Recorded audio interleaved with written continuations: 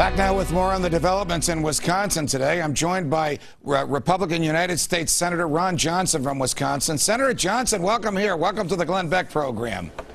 Hello, Judge. Thanks for having me on. Well, what does all this mean for the future of Wisconsin? Notwithstanding 3 weeks of Democratic senators leaving the state, notwithstanding 3 weeks of union members camping out and literally occupying and living in the Capitol building, the Senate voted that collective bargaining is not a natural right and it won't exist anymore for most unionized state employees. The General Assembly did that. The governor's going to sign it into law.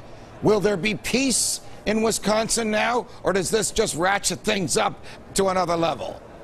Well, I certainly hope there will be some peace. You know, it's kind of funny. I've been signing up to do these interviews, and I want to talk about the out-of-control spending here in Washington, but the events in Wisconsin keep overtaking events. But you know, Judge, I heard a little bit of your earlier conversation with Pat and John, and I totally agree. This, you know, Republicans, we respect anybody who works hard to build a good life for themselves and their family. This is not a fight against teachers or any other public sector employees. This is about returning balance to the negotiating table when local governments have got to start balancing their budgets as well. And we're just trying to, you know, I think Governor Walker is just trying to return that balance, and that's what's necessary as Wisconsin faces a very difficult fiscal situation. Let me try this out on you, Senator. I think it's about trying to run government as if it were a business, not as if it were a candy store. I think that's what Governor Christie in New Jersey, Governor Daniels in Indiana, Governor Kasich in Ohio, and certainly at the vortex of all this,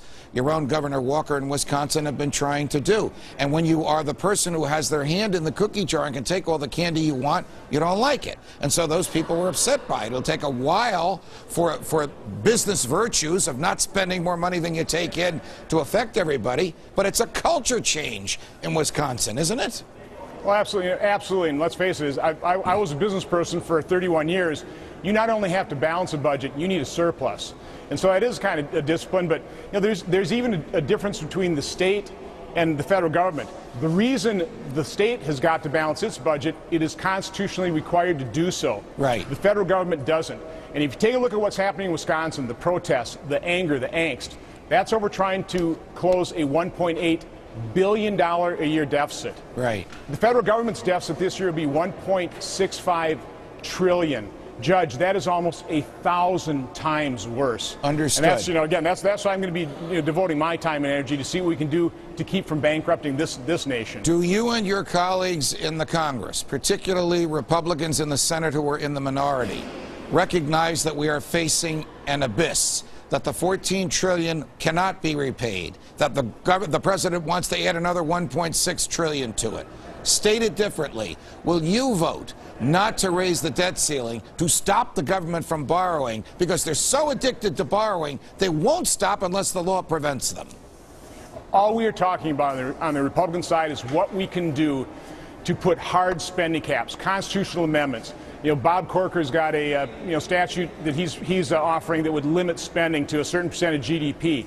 We've got to put 3 or 4 or 5 or 6 different straitjackets on this federal government to get it to stop the madness, the madness in terms of out-of-control spending. So that is all we're talking about, and you bet I'm willing to absolutely be guaranteed that those hard spending caps are in place. Got it. Senator Johnson, Senator Ron Johnson from the hotbed state of Wisconsin. It's a pleasure. Thank you for joining us.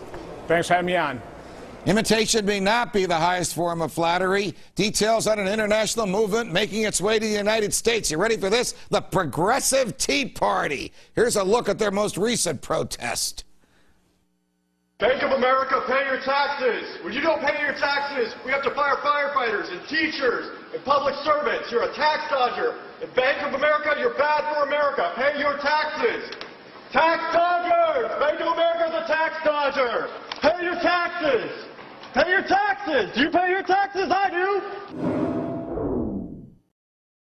They're the anti-capitalist protest organization gaining momentum as the arch enemy of the Tea Party movement. The Tea Party is about small government and less spending. This movement is about intimidation and the end of American capitalism as we know it. Joining me now is Kyle Olson from Education Action Group, and Amy Kramer is chair of the Tea Party Express. Amy, how are you going to keep these people at bay? How are you going to keep them from trying to co-opt your message? Some of them even call themselves Tea Partiers, don't they? Well, look, I agree. On bailing out the banks, that's what they're upset about, is all the money going to the banks and these big corporations. But what this whole premise is based upon is they're assuming that this money belongs to the government. And Judge, you know, and I know, this money doesn't belong to the government. It belongs to the individuals and the corporations that have made this money. And all they want to do is take this money and redistribute the wealth, and that's socialism. And that is no Tea Party message, and we're not going to stand for it. Kyle Olson, and maybe they're taking their marching orders from Michael Moore, who, though a wealthy person himself, claims that the wealth of wealthy people belongs to the American public at large. So these people do hate capitalism. It's a form of socialism, or even Marxism. This stuff has been rampant in Europe for years. Is it coming here now? Are more boards of directors and shareholders meetings going to be disrupted by the crazies that we just saw on the screen? I think so. I mean, this is the new acorn, and you played the clip earlier of Michael Moore with the handcuffs. That is what they want. They're not about more freedom, less regulation, less taxes. They're more about they're about higher taxes, more regulation, intimidation tactics. If you want to see a progressive Tea Party, which I think is an oxymoron, right? But if you want to see that, look at Madison. People climbing through windows. Right. There's intimidation going on, death threats. That's what you're going to see, and Michael Moore will be the head of that. Right. Amy, we only have about a minute left. What's coming in the culture wars? More of this kind of in-your-face confrontation, or more small government, for which we ardently hope and plead and pray? Well, you know, Judge, when these progressives go in and lobby their senators and their congressmen, they want more, more, more.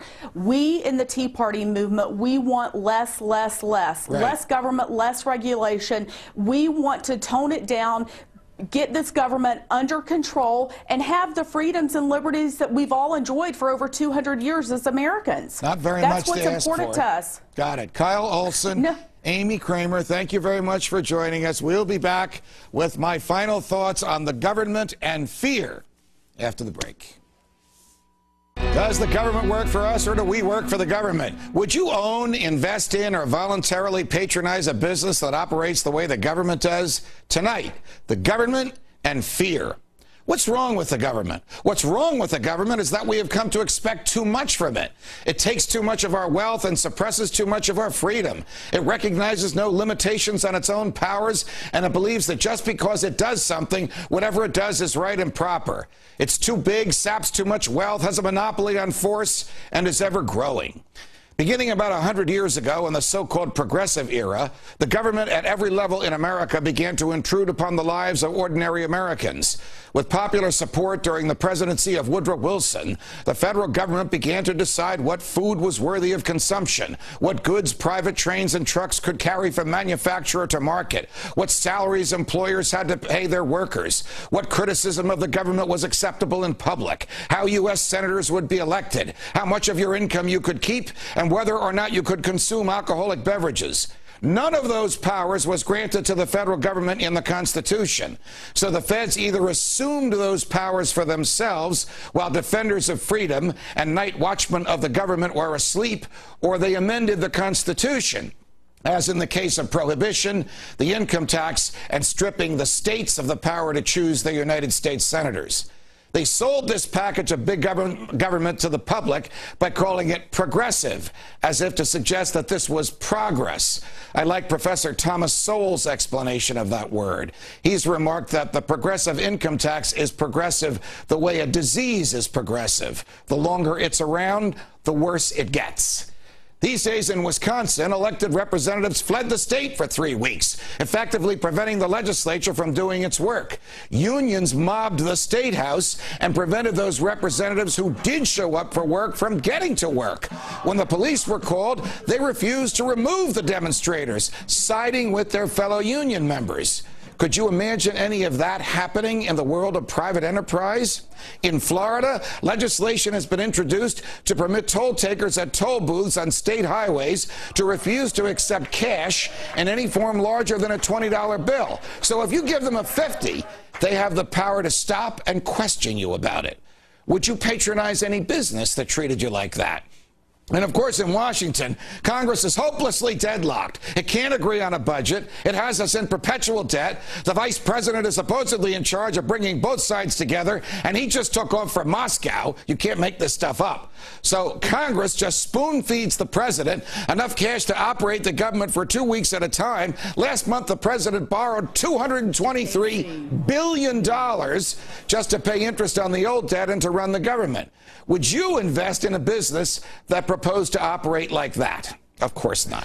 What is the common thread here? As I said earlier, it is government's monopoly on force. It is compulsion. It is that there is no way around the government. It is that you can't compete with it and you can't avoid it. The children will show up at lousy schools and the taxpayers will continue to fund them because the government forces us to pay for these schools and folks don't have the money to send their kids anywhere else. This is the problem with government. It can't compete. It doesn't produce wealth. It only owns what it has forced from us, what it has taken from us. We cannot escape it. And it knows all that.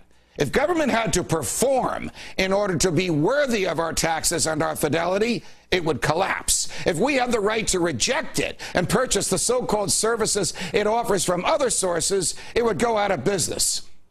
Only competition, which induces the fear of failure, will keep government honest. But the government doesn't know this fear because it won't let anybody effectively compete with it, because the government outlaws what it fears.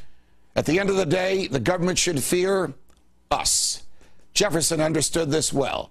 He said that when the people fear the government, there is tyranny. But when the government fears the people, there is liberty. Tonight on Freedom Watch at 8 p.m. Eastern on the Fox Business Network, I tangle with Congressman Dennis the Menace Kucinich on the unions in Wisconsin and the Constitution at Gitmo. From New York, defending freedom. So long.